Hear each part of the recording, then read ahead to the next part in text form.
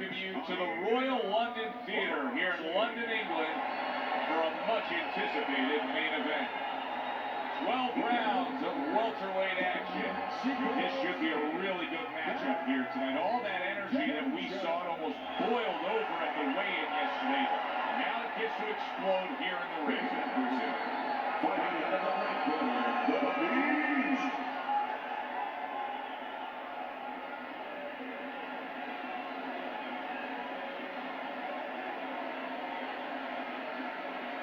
Okay, guys, we went over the rules in the dressing room. Let's touch gloves.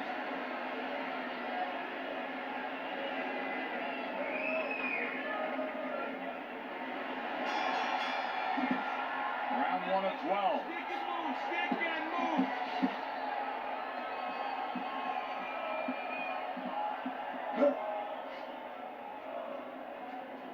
His opponent wanted the body. He wouldn't give it to him.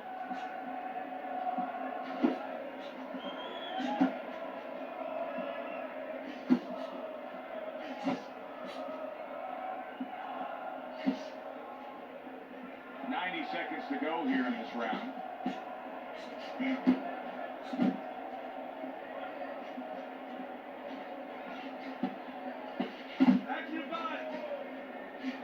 Bad intentions is snapped by a right hand. Somehow he's avoiding going down here. All of a sudden some good defense after a lack of it cost him. Good combination by the Beast from the East. Count down the final moments of this round. End of the round. And this is a little bit hard to take if you're sitting back at home watching this fight and saying, I just don't get it. I mean, if you want to win the fight, you have to throw punches. Maybe he doesn't want to win the fight. See, you're taking for granted that... What, is he scared? He's fearful? Hey, everybody's scared. Anyone who's in that ring is scared. He's not controlling his fear. He's not taking it, and that's for people in all aspects of life, whatever they do. You have to take whatever it is that can intimidate you, and you got to put it on the side and say, okay, right now, I'm not going to let that get in the way. He's letting it get in the way. Took a shot, now he gives a left. Parries that punch away. Reaching the halfway mark of this round. Looking good.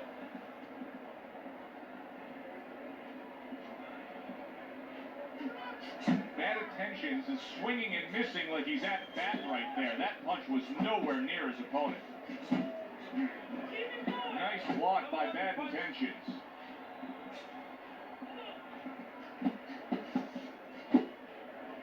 Final 10 seconds of round number 2.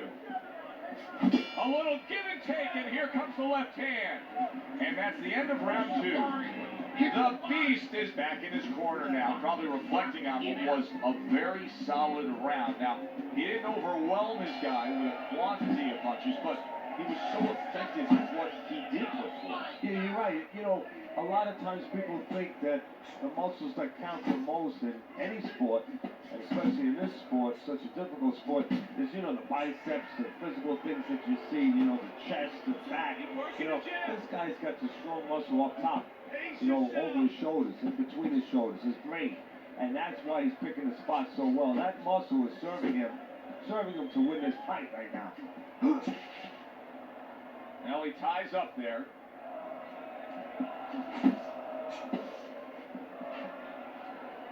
Teddy, I'm sure so many times you've been approached on the street by guys who say, yeah, I can fight. I fought a little bit. What's the biggest difference you've found through the years with the guys that think they're tough and the guys that are really in the gym? Oh, when they're out in the street, somebody's going to usually stop it, or you're going to pick up something, you can hit them. You don't have that, of course, in the ring. And also, maybe the most important thing, Joe, is you're not mad. You know, getting mad is like somebody getting a drink in them to open up and all of a sudden start talking. You get mad and you go after what you're mad at. You're in that ring. You don't have that. You don't have that scotch, so to speak, that you can shoot down and get those muscles going. The Beast's up around here after 3 rounds on Teddy's scorecard, but really nobody has distinguished himself to any great amount so far. Nice block by the Beast.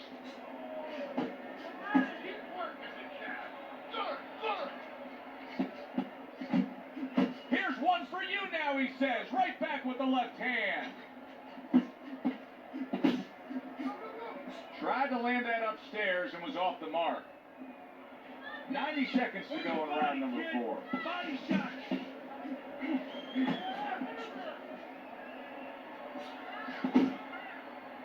And now just wasting everybody's time holding on. Keep working the body. And now committing to that midsection as the target with the combination punching.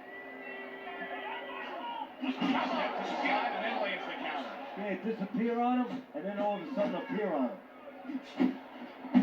4th round now with its last 10 seconds.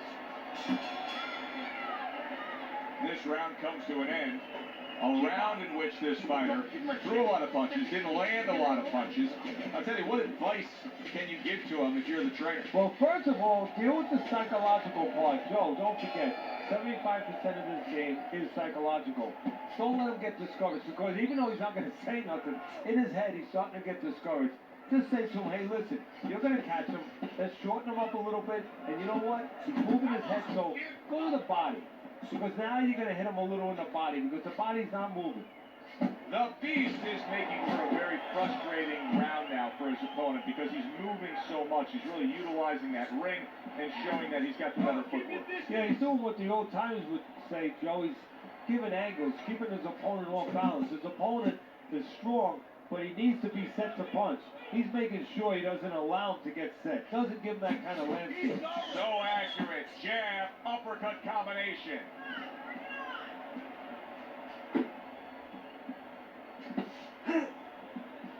Hits him in the mug with the right. Come on, get up. And that's the end of round 5.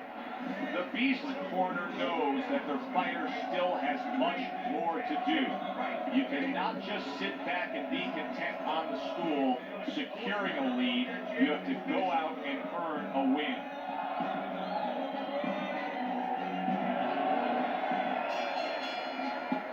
Back to action here at the start of this round. That last round was very interesting because Bad Intentions has been stunned. Good combination on the 1-2 by the Beast from the East.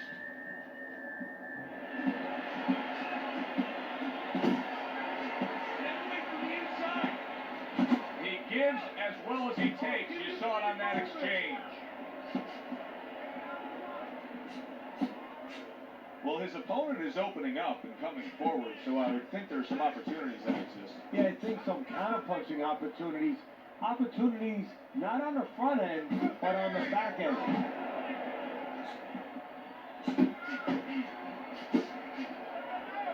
And now just wasting away some time with that clinch.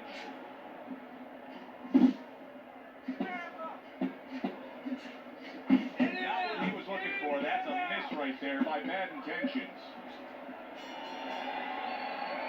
And that's the end of round 6. The Beast's got to find a way to take what he just did in that last round and keep that kind of energy moving forward here, because I do believe he's ahead on the scorecards in a close fight. Very close fight. Yeah, I see it about the same way, but you just said it. It's very important that his corner people now don't really tell him that he's ahead. I think they let him think that if he's not behind, it's a dead even fight, and keep pushing right there. Stay responsible, stay within yourself, but keep pushing. Hey, you gotta see that coming. Now let's go.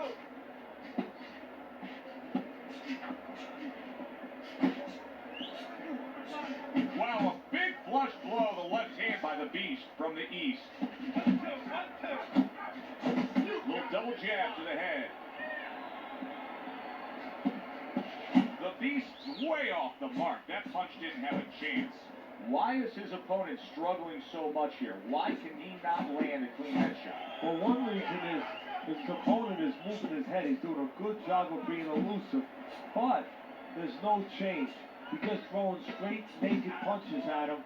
He needs to make a little adjustment, a little adaptation. He needs to feint a little bit, get a false movement, get him out of position, get him off balance, and then time him a little bit. He keeps just throwing at him, he's going to keep doing what he's doing. Move air around.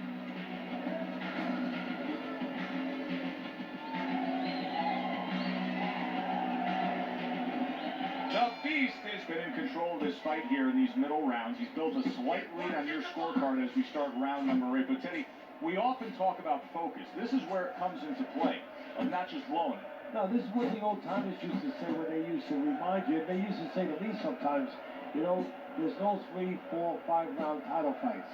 They all long fights. A lot of guys could be a champ if it was only a few fights. You have to keep it up all night. The halfway point of round number 8. Keep moving, keep moving.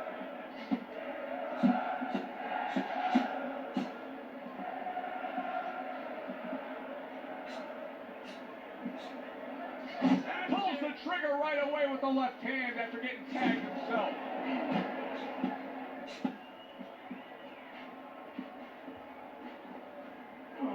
Clock counting down here in round number 8. 10 seconds to go.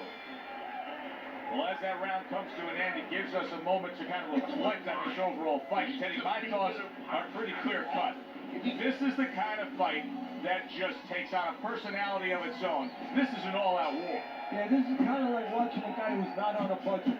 You know, he's spending with both hands. You know, when he goes home, he's going to have no money in his pockets. And when this fight is over, these guys are going to have nothing left in the gas tank, and it's probably not going to a decision. And that's what fighters do. Pulls the trigger right away after taking one. 90 seconds into the 9th round. The Beast is sitting back right now, Teddy, and looking for that counterpunch opportunity, isn't he? Yeah, that's exactly what he's doing. He's waiting, you know, he sees that his opponent is in his armory, so to speak. You know, he's in his castle. He's getting him to come out of his castle. He wants him to come out of his castle, so now he can attack. He missed with that headshot. Nice. Good one, too, by bad intentions.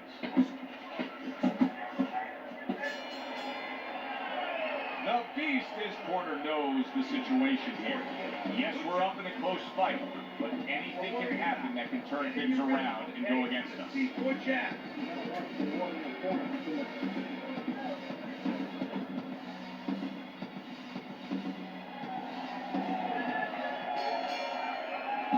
Back to live action now in what has been a closely contested fight. One of those fights that somebody is still waiting to break through and be a difference maker in. And he returns on that exchange.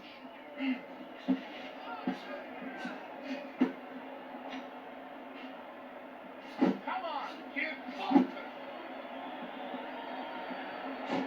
Double jab upstairs.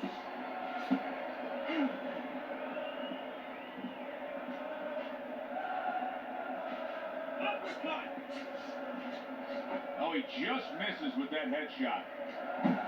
The Beast's defense, is it ever good?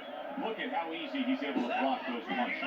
Here's something that's a key factor now, and that is his ability to simply defend himself. He's doing a wonderful job at it. Yeah, he is, and that gives him the ability to always be fresh and confident round after round since he's not taking a lot of punishment. Just go for the head. Knock him out. It's done. Sit.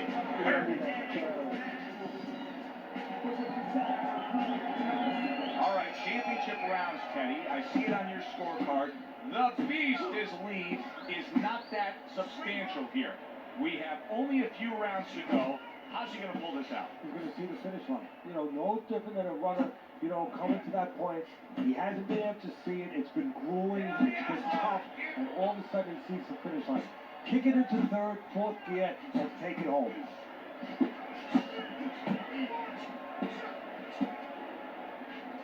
Halfway through this 11th round. Punch and move! Punch and move!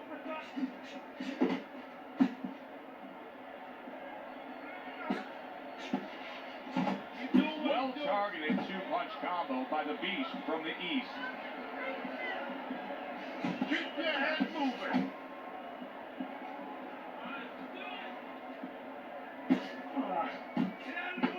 Seconds to go in this round. And that's that's the end of round 11. The Beast's going with a quality that I think is very underrated in boxing. That is to be judicious, to really think about when, how, and make the most of each thing you're doing. His punch rate is very, very effective in terms of his percentage landed. Yeah, he's throwing educated punches. You know, he's not wasting anything. He's making everything count, but just as importantly, everything's leading to something else. You know, he's working the body one moment, and that's leading up to some head attack later on. So he's planning everything out like a smart fighter, a guy that understands the sweet science. Halfway through this 12th and final round.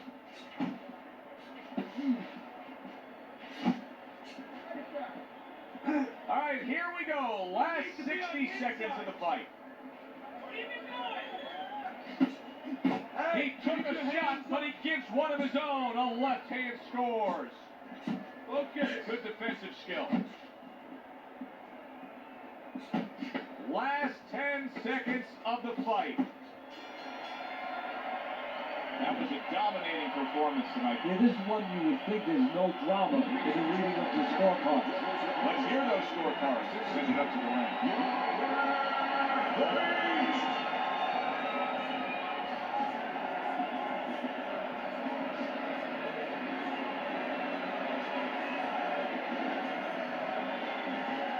A well-deserved win by the Beast. Unanimous decision, say the judges. You're going to have your eyes closed and see that.